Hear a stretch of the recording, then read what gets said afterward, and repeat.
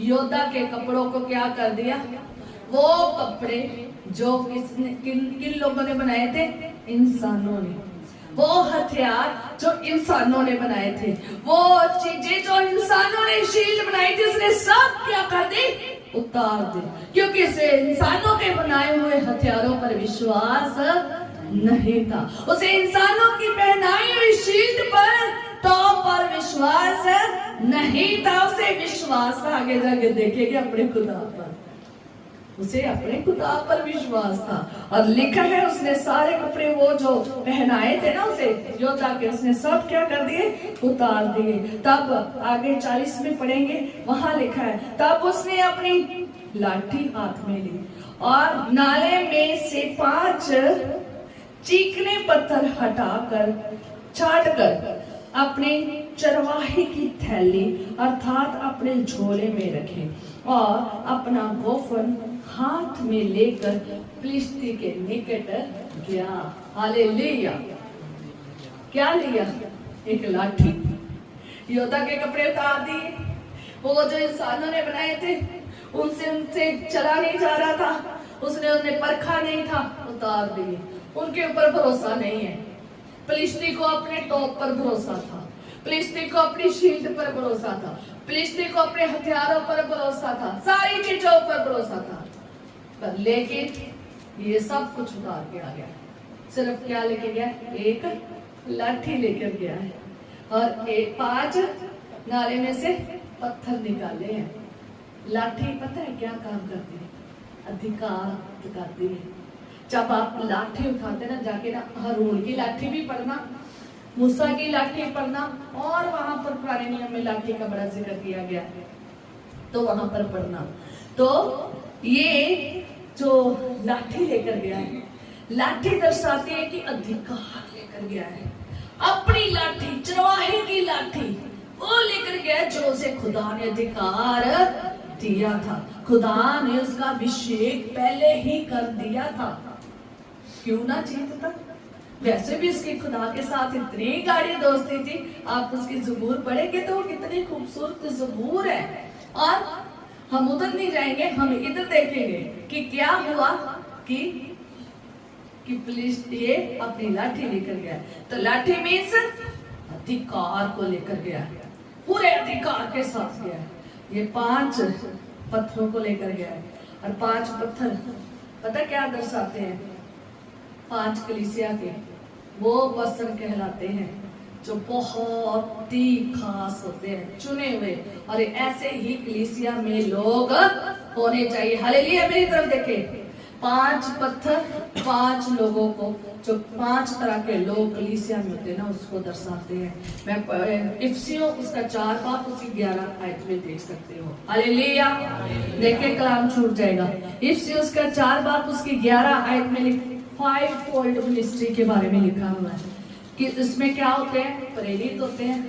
5 पत्थर की बात बता रही हूँ, सीख लो। 5 पत्थर किसको दर्शाते हैं? 5 फोल्ड मिनिस्ट्री को दर्शाते हैं।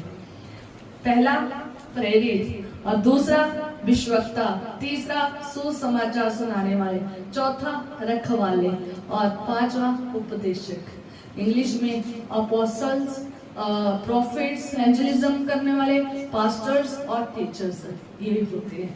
5 पत्थर ऐसे नहीं उठाए उसने, सोच के उठाए हैं। ऐसी उसके साथ बरकत थी, ऐसी उसके साथ आशीष थी। उस थैले में उसने रखे, गोफल लिया, अपना हथियार लिया, कैसे मैंने चलाना है, गया। और जब आप देखते हैं 43 आयत में, तब फिलिस्ती ने तो उससे कहा, क्या मैं कुत्ता हूँ कि तू लाठी लेकर मेरे पास आता है?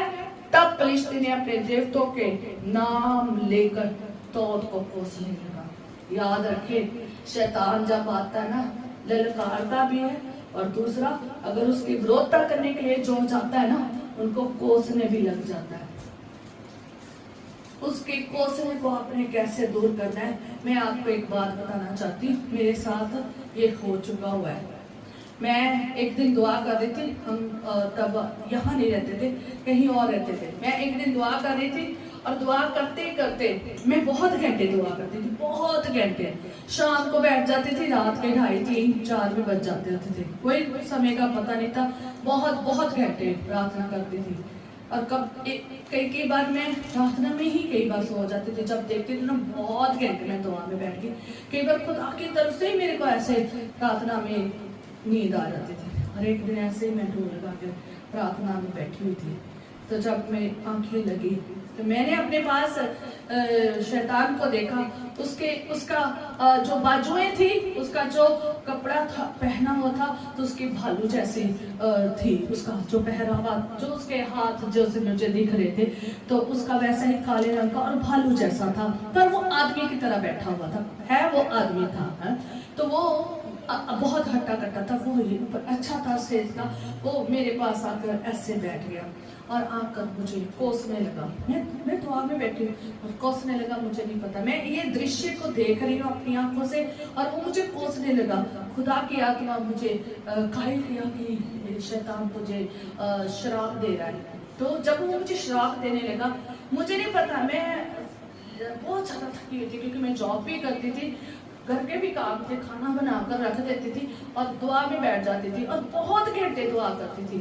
और जब मैं वहीं पर कई बार सो जाती थी, और जैसे मैं वहां पर बैठे बैठे सोई, और जब वो मुझे श्राप देने लगा कर, तो मुझे नहीं पता क्या हुआ, कि मैंने कुछ किया, पर लेकिन खुदा की आत्मा की ओर से इतने मेरे हाथ अपने आप उठने लगे, और हाथ ऐसे उठे मेरे हाथ, और उस आदमी के गले में ऐसे जाने शुरू हो गए। आदमी एक भालू के समान था, तो उसके काले काले रिछ के समान वो थे, बाल थे काले, और उसके हाथ ऐसे गले में जाने लगे।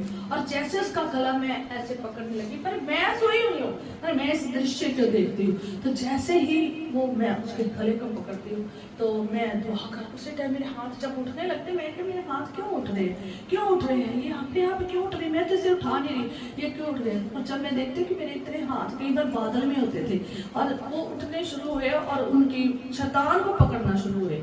और जैसे उस शैतान को पकड़ना शुरू हुए, तो वो मैं दुआ करने लगी। मैं ज्यादा तौर पे यही दुआएं करती थी, इस तरह लहू की जाए, इस तरह लहू की जाए, यीशु मुझे अपने लहू में ले ले, हालेलुया हालेलुया, मैं ऐसे बोलना शुरू कर देती हूँ। तो जैसे ही मैंने दुआ करनी शुरू की, तो वो शैतान भाग गया। तो सेकंड में क्या हो गया, भाग गया। हालेलुया। जब आप शैतान के साथ लड़ने जाते हो ना, तो शैतान आगे कोसने आता है। याद रखिए, शैतान क्या आता है, कोसने आता है। उसके कोसने पर ध्यान ना दे, बल्कि उसकी विरोधता करे, उसकी ललकार पर ध्यान ना दे, दूसरा उसकी सेहत पर ध्यान ना दे, वो कितना लंबा ऊंचा है, कितना ताकतवर है, उसकी तरफ ना ध्यान दे, बल्कि उसके साथ लड़े। Hallelujah hallelujah. उसके साथ क्या करना है, युद्ध करना है।